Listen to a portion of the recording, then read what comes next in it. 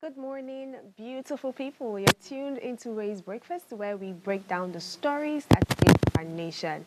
My name is Oluchi Omenka, and with me, as always, are my amazing anchors, Goodness Ide and Triumph Akimboye. It's a pleasure to have you join us today.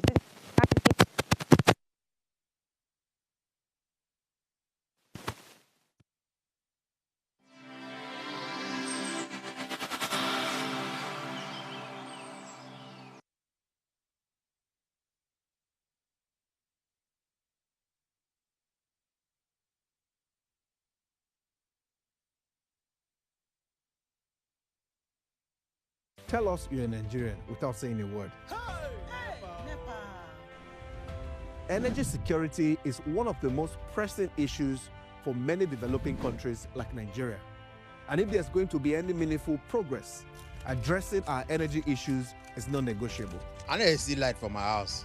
Make them do something. Band A is expensive. I literally have to turn off all my appliances just to reduce costs. We need light. Introducing the Energy Outlook, your go-to show for everything energy. Every week, we will bring you the latest insights, innovation, and in-depth analysis of Nigeria energy sector. From policy discussions to regulatory insights, we will analyze the key decisions influencing growth and sustainability in the energy sector. We'll bring you the human stories behind the headlines, giving you a personal perspective on the broader energy challenges. Join me every Friday at 6 p.m. for the Energy Outlook, your guide to the future of energy, where energy means business.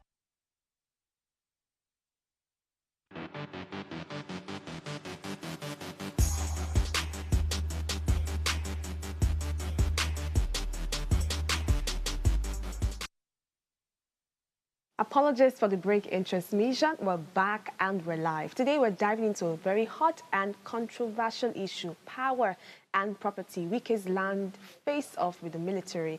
But before we get into the nitty-gritty of today's conversation, I'd love you to meet my co-anchors, Goodness Idehe and Triumph Akimboye. Good morning, ladies. Good morning.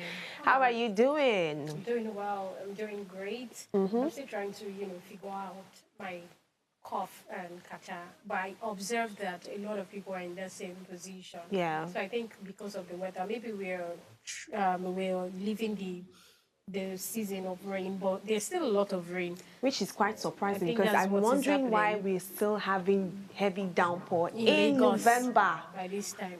What's happening to our ozone layer, or as they call it, the weather? I mean, things have just changed so well. How are you doing, Goodness? Any juicy updates with your life? Sounded I'm funny. just wondering why our Triumph usually look at other things to back up our current situation, Okay. right? She was making mention of her kata and her cough, and the way she branded it, like, oh, like it's not my fault. Everybody have it. To get the weather. I'm like, oh, nice move. Interesting. Anyways, the stories today are quite, I wouldn't say they're interesting. It's just the typical Nigerian scene and the shenanigans we are used to. In I our mean, from country. the Wike story yesterday that everyone was talking about to the follow-up of the conversation we had yesterday. How do you feel, firstly, about what we're going to be discussing before we take a short break? Excited. I can't Excited. wait. See how my fingers are moving. How about you, Triumph? The fact that we're about to open up Nigeria again is a lot for me. So I'm quite interested in the stories that we are going to be talking about. All right. All right, that's good. So we'll take a very short break right now. When we come back, we're heading straight to the headline reviews this morning. Stay with us. We'll be right back shortly.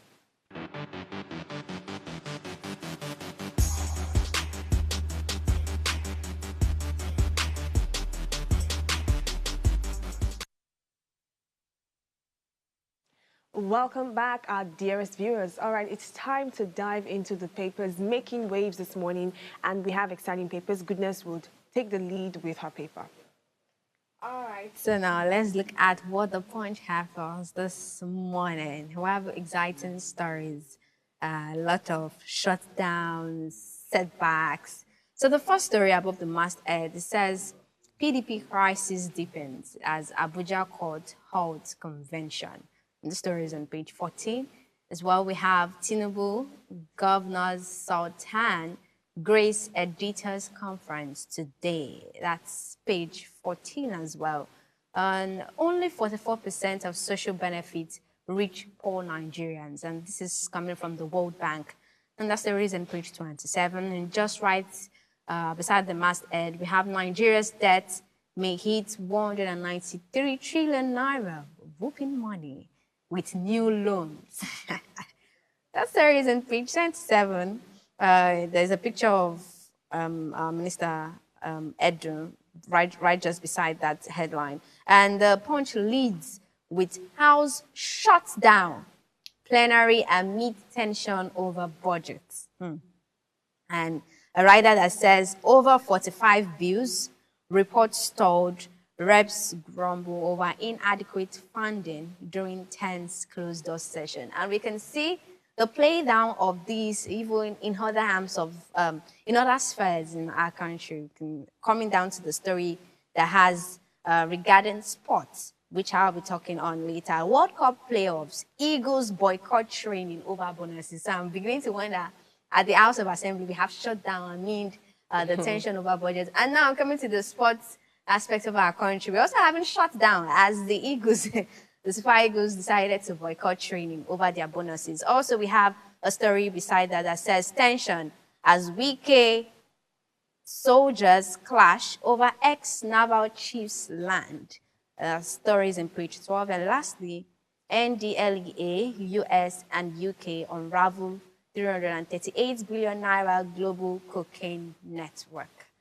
That's why I said we have an interesting story. But I will be taking the spot just to create a new dimension in our regular newspaper discussion. Okay. So focusing on the World Cup playoffs that says Eagles boycott training over bonuses. I mean, it's not a new thing for me concerning having our players to always having complaint against the body that's supposed to give them probably their bonuses or their pays and everything. So now the Super Eagles have refused to train in Rabat on Monday as a dispute over bonuses and bonus payment with the Nigerian Football Federation threatens their preparations ahead of their 2026 FIFA World Cup African Playoff semi-final against Gabon. And news gathered is that the NFF president was in Morocco and discussions between the players, technical staff, and even other officials were held. So there was this disagreement that it's not over within the players concerning their daily allowances, which the NFF had promised to pay, but the amount of the winning bonus for the playoff ties. So they've not been paid their bonuses as promised by the NFF. And according to sources, the players requested $15,000 for each match, totaling $30,000. But the NFF ordered $10,000 per match.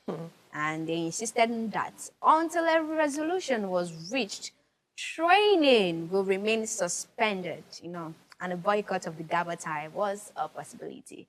It's quite interesting because we've always, in the sports industry, they've always been having issues with the Nigerian players and the NFF, and always regarding their payments, their bonuses, and what's their match playoff payment. So I'm beginning to wonder that the last time I think I was on a table like this to talk about the sports and regarding their payments was almost like 2020 or 2021. And I'm wondering at this 2025, we're still having issues like that the players are still lamenting and taking a decisive decision of boycotting the training just because their bonuses are not paid. And I mean, it's not even new. Even in the government, other government institutions, there was a time the retired police officers were also came to come out that, the government is owing them their salaries and just like that. So there's just like, pardon me to use, commotion everywhere. That's why you need to pay your taxes. So from 2026, by the time they gather all the taxes together. So how together, about the ones that we've been paid? What have we seen with the taxpayers? And the ones they've looted, what happened to it? Can they pay off? Away from that, let us take a look at what is making headlines in the front page of the New Telegraph newspaper. And the screaming headline we have here, targeted killings. We have opened channels of communication with Trump. This is coming from federal government. Finally, and writers to this story, Sanwo-Olu will defeat insecurity, others. Without hindrance, Nigerian armed forces can protect West Africa. This is coming from Adebayo. As Afenifere calls for tact, diligence, sincerity of purpose to defeat terrorism. Tinubu government spent $801 million on U.S. military assets in 18 months. That's interesting to hear. And then gunmen abduct 6 defense ministry directors. Okay, other stories making headlines above. Tinubu to declare NG annual conference open at Aso Rock. 2027, Kalu tips Tinubu for easy victory. Backs Trump's position on Nigeria. This is a story you'll find in page 3 of the New Telegraph paper. Cabal stopped Buhari from carrying out electoral reforms. This is coming from Amechi. This is another story you would find in page 2 of the Telegraph, the New Telegraph newspaper. And to an interesting story, Wike clashes with naval officers over access to land in Abuja. We are going to be talking more about this story very soon, so I am not going to take that. And then we have some other stories making headlines. Now to my story of interest. My story of interest is not even here. Right now, my story of interest is, I don't know if we saw it, but a Tanzanian influencer faces possible death penalty after joining a viral TikTok dance involving the president's voice. The details of that story, Tanzania influencer and entrepreneur Jennifer arrest has stunned East Africa after authorities charged her with treason, a crime punishable by death, for taking part in the viral This is not laughable. Win-win challenge, a dance trend turned digital protest movement. All right, you know, is the voice. It reminded me of when we had Good Luck as our president. Yes. Then, I mean, you understand what I am trying to say. However, there is no reason why anybody should be facing. This is what she's facing. She's facing charges that includes 2 counts of treason, conspiracy to damage infrastructure, and incitement during the general election. Why? Are there more to the stories that we do not know? Because I watched I'm the just video. hearing you joined a viral TikTok trend. I watched and the it video involved that has the name. president's voice. How did it link to treason? What exactly? Why is the meaning person of treason? I mean, when I saw this story, I said, I don't understand. I mean, we are still going to talk about, you know, the position of power, the abuse of power that we're experiencing currently as a country, which is very sad. I mean, Tanzania is a country where people even have their eyebrows raised already, you know, because of the president and all of that. Now, I do not understand why TikTok video has become a thing. I don't know if you remember that we still saw something like this some time ago, where in maybe Kano or Kaduna that some couple, they did some viral video, and then I can't remember if it's Kano or Kaduna, they're enforcing that they must now get married together because of their law. Which brings me to even first talk about, is it that people don't have rights to do these things on social media? Because this is beyond just Tanzania. Now, we've had a similar case in Nigeria before they come out to say that, oh, maybe they are not bound by the law. Now, look at a country like Tanzania. I don't know how this lady is going to come out of this. But I don't think that whatever it is, what she did, I watched the video. This video is not even up to, it doesn't look like a video up to 10 seconds video. And now you're holding her to face count of treason. Treason.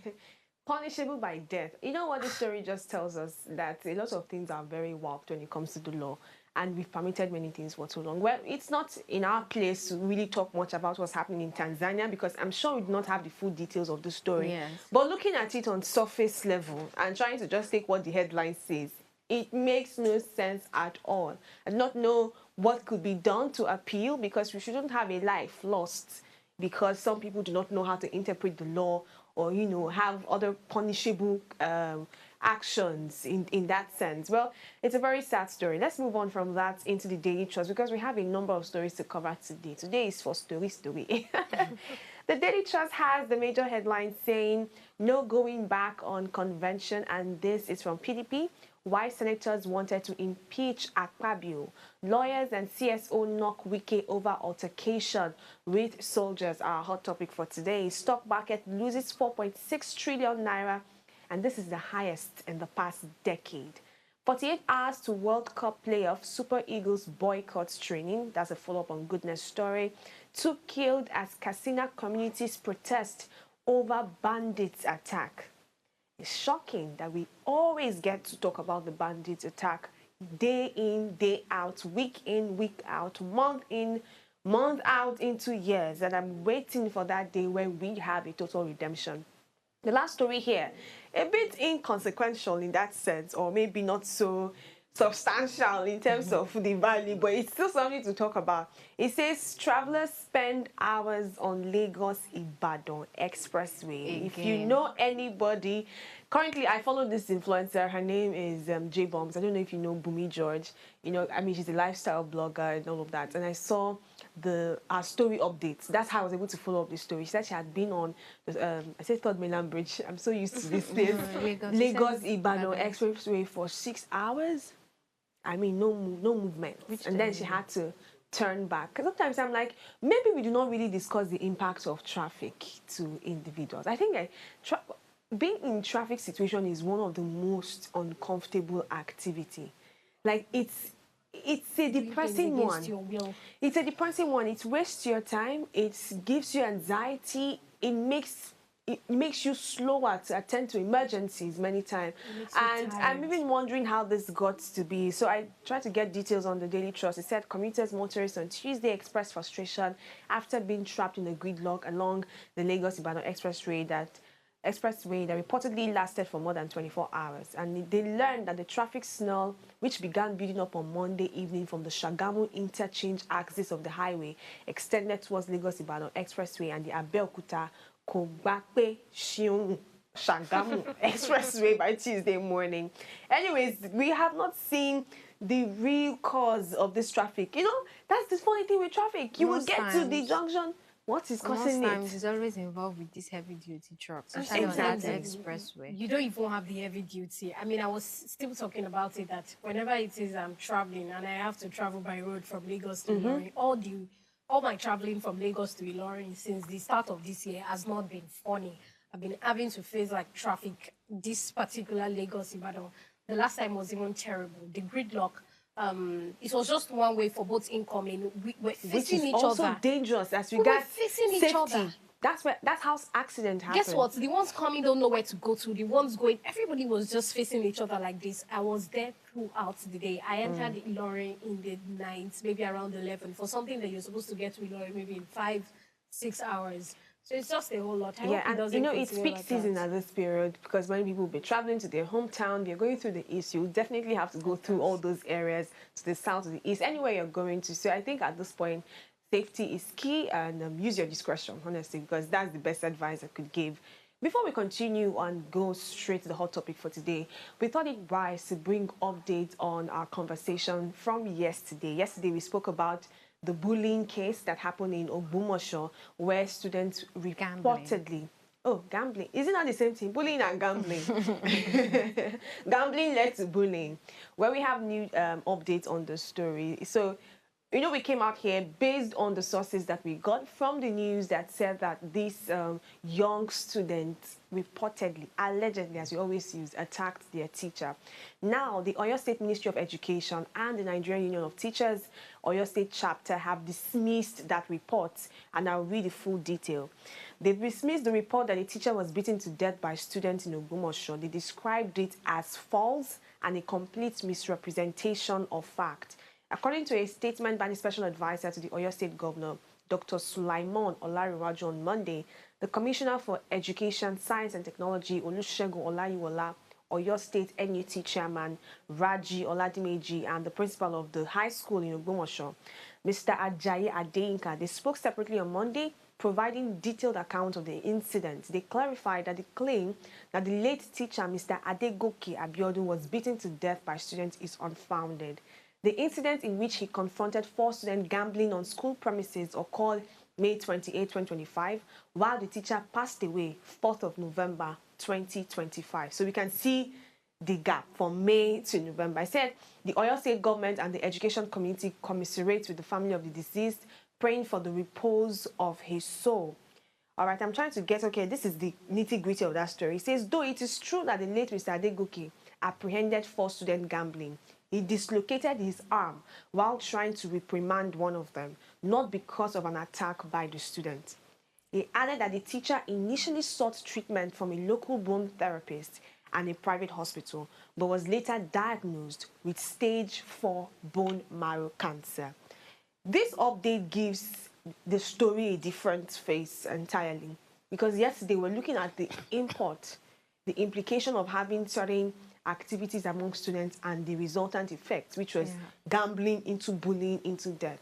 But coming out to say that they really didn't touch this teacher. It was a case of, oh, what are you doing there? And then I'm running after you and I fall because I'm not so strong. And then I dislocate my arm and that's why I'm in the hospital. And prior to that, you know, when our parents will tell you that don't fight with anybody because you don't know the one that will touch, that will make the person go and meet their Lord. Do you understand? So apparently he had been battling stage 4 bone marrow cancer and he had not been treating it the right way. He's been going to local bone therapists and all of that. So I guess all of this aggravated into the fact that he eventually lost his life. I'm glad that we have updates like this. I am one for key updates, but I will not still retract my steps or retract my opinion, the one I held yesterday as regards what really happens. Because yes, it may not have happened to this teacher the way we thought it happened, but it happens in schools. We've seen cases of students beating up their teachers, right? Maybe we have not gotten a number of those that were reportedly dead, but this is not a story to just dismiss. I just feel it's a story that made us uncover things even much more. But it's good that we have these details. And even the fact that it still remains still that they were caught gambling. Yes. At least that fact, it is a wrong one, even in a school hour where students are gambling when they are supposed to be learning or in the classroom. So he tried to do the right thing by, you know, chastising them, saw them gambling and wanted to, what are you doing? You should be. So I'm just sorry that it's just unfortunate that he had to go and meet the Lord. But still, as a student, what it is. Gambling in school is totally wrong.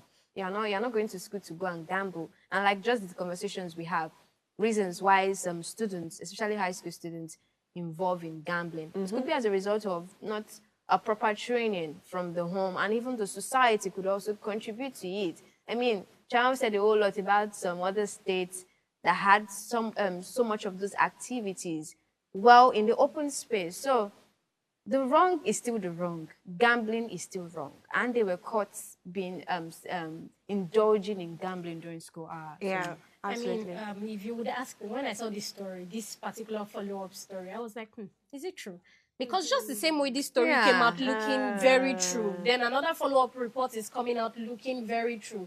And the person we are even talking about is no longer alive. To even speak for himself. So that was the opinion that I had when I saw this news. That is it true? Because it's really hard for me to believe whatever it is that, but we just want to believe, we just want to accept. But if that actually happened, then just like we said that the state of discipline really needs to be questioned and enforced differently in this country. We should not lose our values because of anything.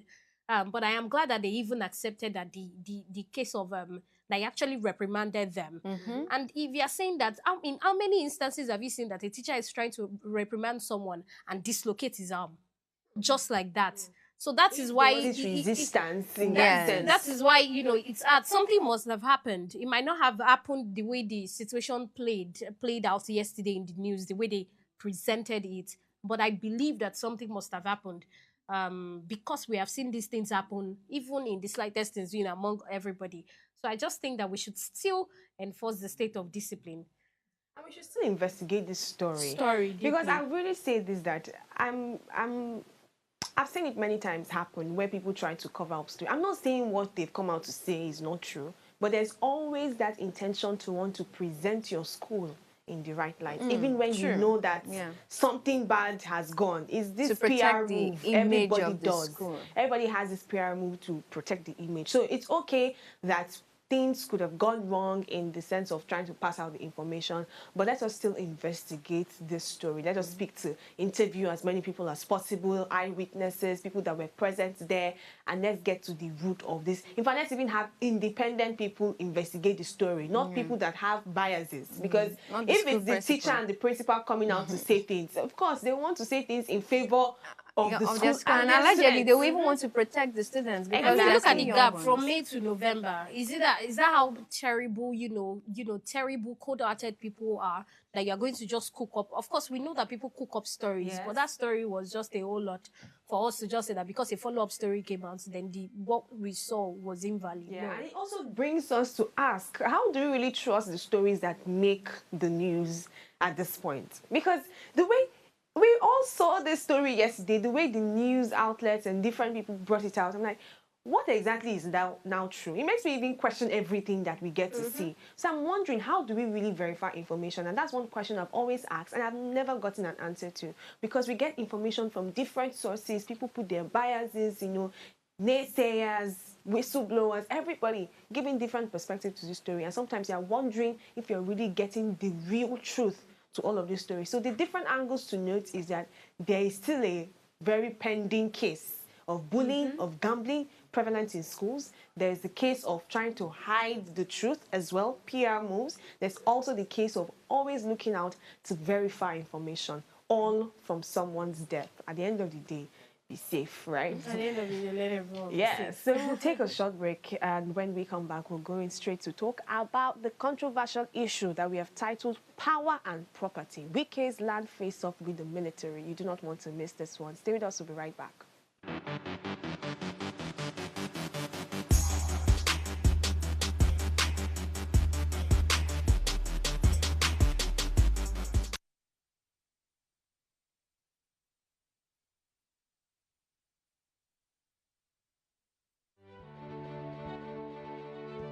Nigeria, by extension Africa, battles a growing youthful population, and with little or no meaningful engagement, leaves a ticking time bomb on our hands.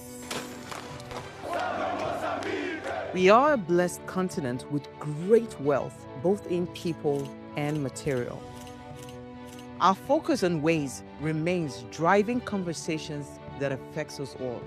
Topics in the news, social concerns, politics, leadership, governance, empowerment, resource management, conflict management, finance, SME sustainability, technological innovation, food security, health, education, brain drain, our well-being, citizenship, and much more.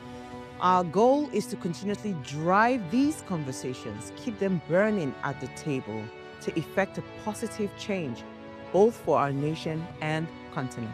Ways, what are you saying, has a secret ingredient that completes the conversation every single episode, and that ingredient is you. Our past conversations shaped our yesterday. To shape our tomorrow, we must keep talking. So, I want to hear you. Be a part of our live conversations Mondays through Fridays. And let's all have our say.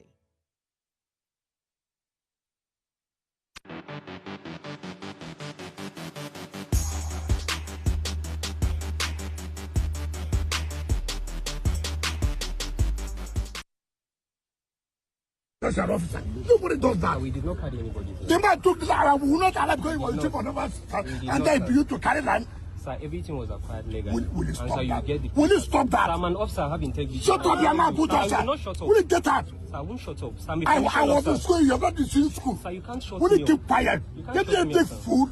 I'm not You are a big fool. I'm not a fool, You think sir. I shoot anybody like that? Sir, I'm not You a are a big fool. fool. Who are you? I am not a fool, sir. As at the time I Don't call me a graduated, fool. you were in primary school. I'm acting on orders. Take for You which can't order? call me a fool. And this, you will see whether you will not be here. Sir, you can't call me a fool. Go I'm and not a develop your fool. I'm an mind, officer. develop I'm not a fool, sir. Okay, I'm I'm an with you. officer. I'm so corrupt. You would have killed everybody here. No, we won't kill anybody. We won't kill anybody. We are acting on orders.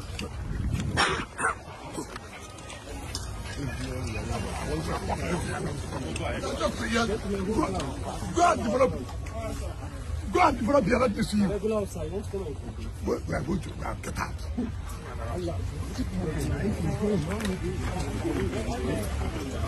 Go. I'm not even seeing what is recording. Hello, sir. Welcome back. Very interesting video. Today we're diving into a hot and controversial issue. We've titled it, like I said earlier, Power and Property, Wike's land face-off with the military. The FCT minister, Wike, recently made headlines following a land demolition exercise that reportedly involved a clash with military personnel. The situation raises big questions about authority, governance, and respect for institutional boundaries. So if you're tuning in for the first time, this is a show that talks about everything that concerns you. Now let's get straight into the conversation. I have really a number of things to say about this particular matter. I love how it trended, and I think I love the stance that the civilians took as regards it. So when I was watching Uwa's video, you know, she was emphasizing a lot of things about how when Nigerians wake up, they would not tolerate many things.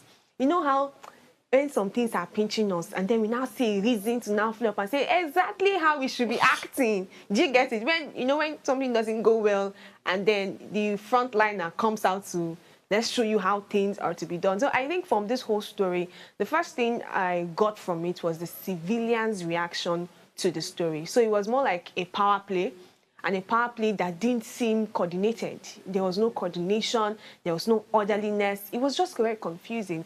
But at the end of the day, it was like someone was still, you know, standing on what seemed to have been right. But let's even get to the background of the story. So, you know, it's been said that, you know, the whole demolition process, and my first question to Goodness is, do you think Wike, because Goodness is here to play devil's advocate, do you think Wike was right to insist on the demolition despite the military claims? Well, first, I will start with this, right?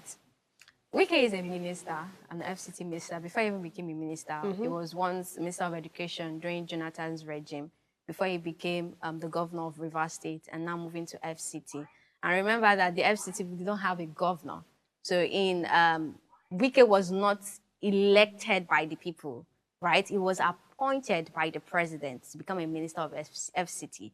And now one of the duty roles, because that's where I'm going to be coming from, when we have the different arms of government, we have the executive, which he falls under as a minister of FCT, right? They implement laws.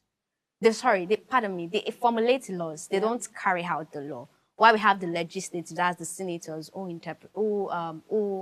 make the law. Now, one thing about him is, when you have such situation, I read that there was already an act, because each state usually have probably like a secluded constitutional law binding them. For instance, in Lagos State, there was a time we talked about this tenancy law. Now, the tenancy law that binds those staying on the island is different from the one that binds them on the mainland, based on the Lagos State tenancy law. So now, if, as an FCT minister, you're coming, you've heard that, oh, there's this, according to him, land grabbing, because there is an ex-chief naval officer who claims allegedly to own the land. And you're coming right down there. Number one, you've even demeaning yourself. Because in the first place, why will you even come down there to come and stop them from further developing the land? You have the right to implement laws, right? To formulate laws. Well, you don't have the right to carry out the law. You've trespassed, because that is number one. That is not your primary duty. Your primary duty is to formulate laws. It is not for you to go there and carry out the action. And that's why we have the judiciary arm who interprets the law. We have the police forces and everything. And we also have the function or the duty of the court. Like I'm aware of, if you're having challenges with any land dispute or anything, you go to the court to get a verdict for you to carry out an order. Not that because you are in a particular position, you feel as a minister, you can use that title to bamboozle a military man that only acts based on decree and order. I'm laughing because it's quite funny. Yes, I know that Nigeria, we are in the constitution era where constitution is what plays out. Nobody is above or below the constitution. But in such situation like this, it should have passed through the main process. There are processes. You're a minister does not guarantee or give you that fact that you should come there to come and stop the demolition. It is not in your power to come and stop. You need at least an approval, despite that you are a minister. You need an approval. So coming there, to me, I feel it was a wrong move, right? He could have probably as a minister, to probably any of the courts there or any of the people that are supposed to handle such situation and not coming there. And I don't even want us to further open the story yet, but there were so many things. Why are we on this?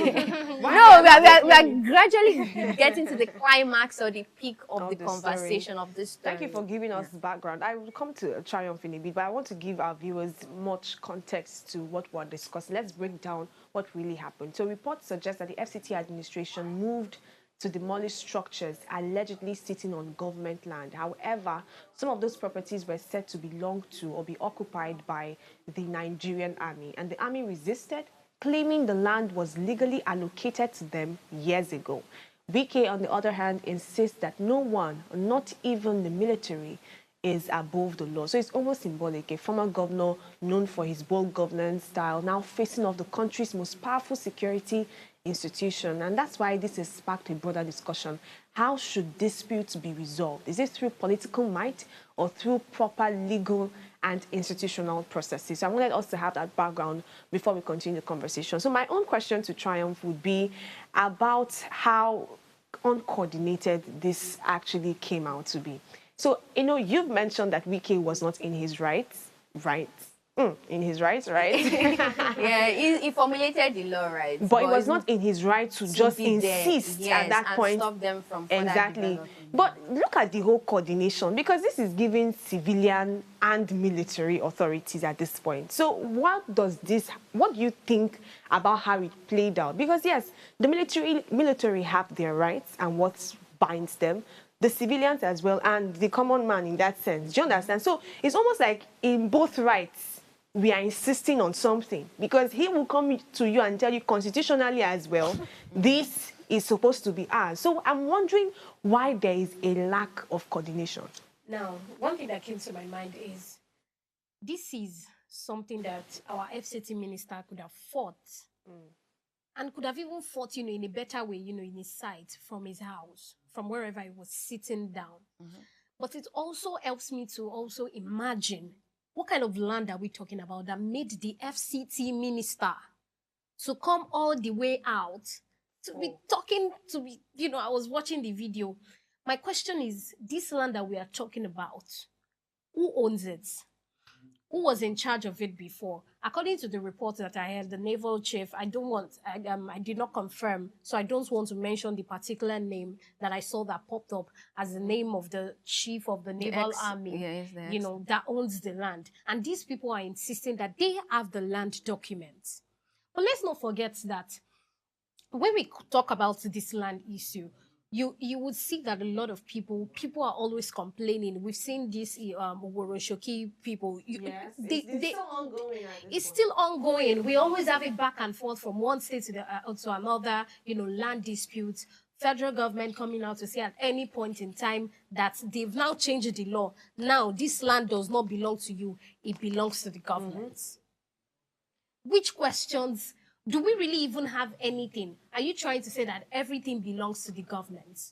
Because I want to believe that in everything that you find, you rarely see the military coming out.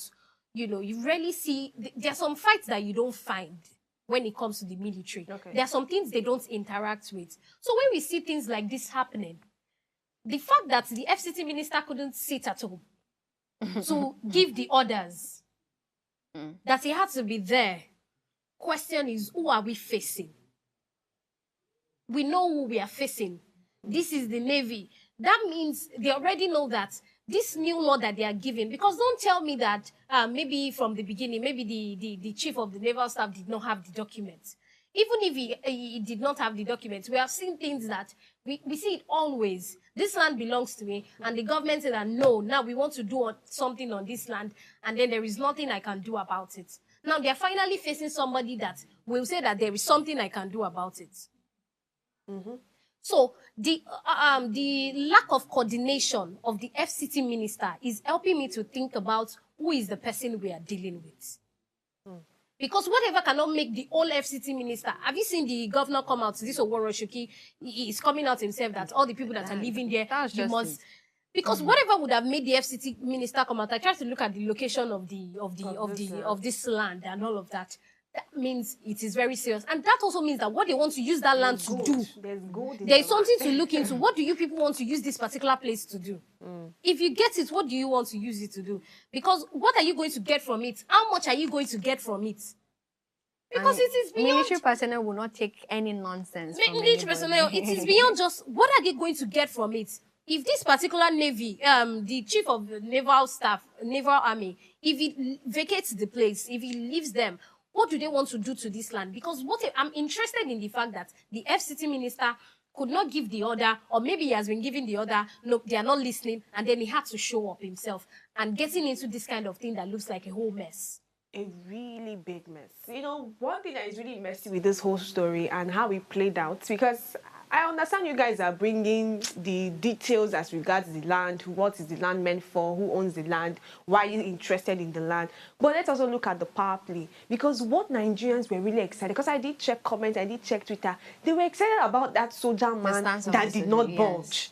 So it was not like many Nigerians were even following the details of the story. It was like, I like how this man is not going to be intimidated by Minister Nyesom Wike. And I think there's this particular quote I saw from Yvonne Jegede. I want to read out that quote. It was a very heartfelt one.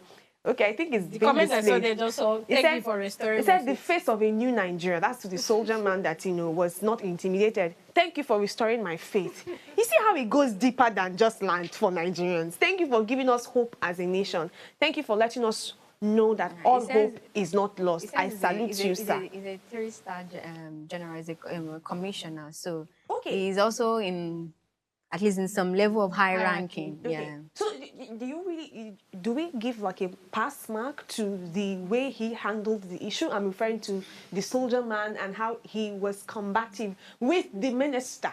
I know people have come out to say that soldiers are only expected to submit or report, you know, take orders from their superiors. I mean, they are the ones that sent me here and I'm doing it. So I do not care whether you are the God of the universe. This is who sent me, right? But my mind is still like, hero minister, you know, the cultural thing in our head, should we not have handled it better? What do you have to say about this? Before I also move to another question about the broader, you know, reflection on governance, because this video also lets us see how this esteemed minister went ahead to call an esteemed soldier as well a fool. You watched that video. So it became derogatory at that point. It wasn't just, I'm trying to get to the root of the matter, or let's even come to a consensus. It was not like a battle.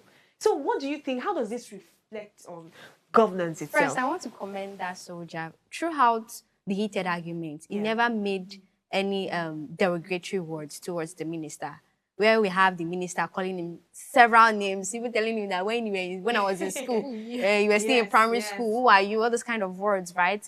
Now, if you look at it as a military officer who only obeys order, if you look at the military officer going against the order, there are consequences. So those are the things that make up, I think, part of their boldness, that a military officer will stand firm in whatever order he has been given. If a military personnel fails to carry out a superior order, they can face disciplinary action under the Armed Forces Act, because they also have an act. Remember I said militaries normally, they rule with decrees, right? Which includes punishments such as imprisonment, dismissal from service, or other penalties depending on the severity of the offense. So this particular military officer has all these things in mind. And you know, militaries, once you do something wrong, you know how their punishment could be. It's not something that even a normal human being wants to bear. And he already had an order from his superintendent, protect this land for me. You come in. I watched the video. The military officer said he had documents. And there was this man that came along with Minister Nyesom Wike, called himself MNI, that was saying, I'm more than you, you're just an officer, I'm more than you. The soldier man, the military personnel told him that he sent the document to him in the video. He stated that he sent the document to him, and that the man had been coming to that land on several occasions. So that time when Nyesom Wike was there, was not the first time the other person that followed him, I think the one in dark glasses with the blue suit, it was the one. Okay. It was saying, you this rat, You this. as though goodness was there live and direct. No, I keenly watched the video. I had to use my 2 earpieces because I wanted to listen to the statement and everything. Beautiful. He said he gave the document, he sent it forwarded. That was the word he used. That he had forwarded the document to him. And that one allegedly denied that no, there was no documentation sent to him. And he said he should not lie. That was when the whole Glasgow started. Don't come here, I don't lie. I maintain my integrity. That was what the military personnel says. So if you look at all these things, like I say, even though, let's say there was a land grabbing by the military officer, right? If we should even open everything up rather, the government officials in the country, they have their own skeleton in the cupboard. That's just it. You cannot be saying, yeah, pot, you are calling kettle black. It's not possible. Because even you yourself, at one point, the military personnel, they are watching, they are seeing the news. They know what is going on among the government offices, even the ministers, the officials. They know what they are doing. So that's agitation that, oh, you are coming again to come and... That was a shocking thing for me because I felt like if you met resistance, right, you are already an esteemed person in power in office. And you are seeing cameras everywhere. Exactly. Oh, God, I'm wondering, are they trying to create content for us? Because the very wise thing to have done in that situation is, oh, this person is not going to respond to me because of the orders that they respect. Yes. Let me go speak to the person who gave the orders. We'll talk as per. No, I feel as per. That's why I'm saying that things have been happening. It was already beyond the FCT minister. Yes, it was already beyond the FCT minister because there is nothing that you want to tell me. The FCT minister will not just stand up and say that the next thing I want to do is to go and challenge a military officer that get out of this land. Power. It was obvious that the situation was something that they could not control the way they would have loved to. Okay. So maybe the FCT minister was believing that if they see my presence, maybe they would be able to. But unfortunately, for them, it did not happen that way. And this is what I am talking about. Now, take a look at this video. One thing I don't really understand, that really gets me. You know, we were talking about the value system, a whole lot of things yesterday in this show. But I am wondering that FCT minister, there is no reason why you should be talking in the manner you're talking. You can be angry. That is why you had the option to leave. Yes. Because you have a whole lot attached to you.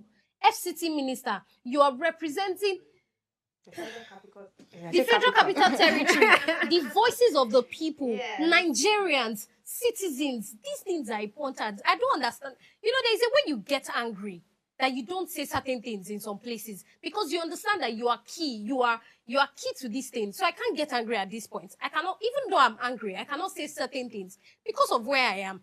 Now, the FCT minister cannot tell me that he's oblivious of the fact that there are videos, there are cameras everywhere. Yeah. This thing is going to get out. What are the effects? Or is it just that we do not have law that some people are bound to follow?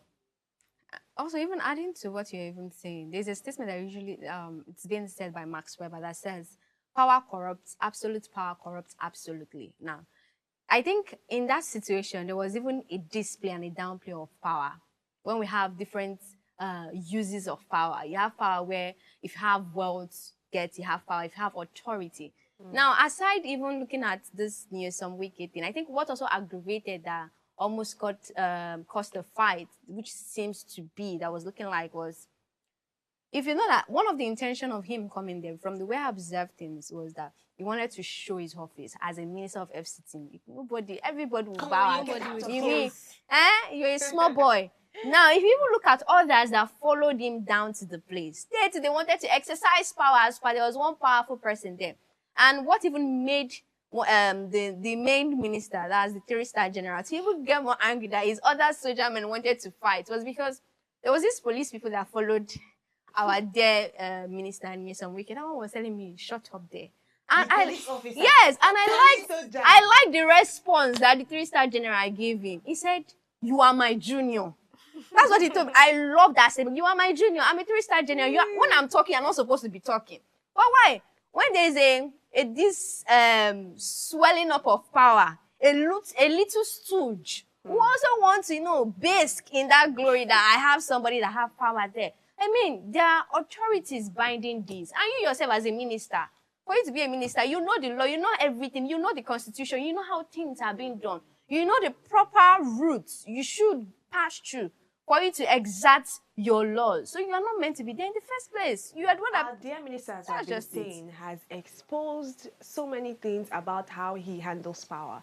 And I think at this point, it's not even the first time that we've had our eyes on our dear minister, Wike. So this one just even opens it much more to let us question if his power is more about intimidation and supremacy rather than service. Because if you are someone who is backed by service, that act that was done is not an act that a leader who is service-oriented, that's not the kind of act that he does. And I say this quite unapologetically because many Nigerians even agree to this. I have more comments to read that really got us to, you know, be excited in that sense.